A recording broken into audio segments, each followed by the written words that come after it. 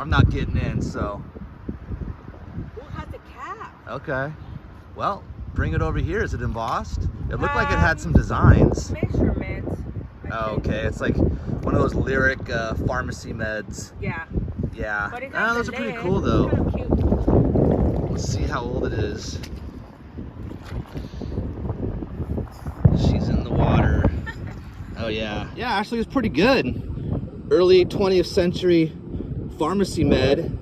It's got some designs on it. 2 ounce, it looks like. Yeah. It's in Owens, Illinois, and it actually says Illinois on it. I've never seen that before. So that might be an early, really early Owens, Illinois bottle.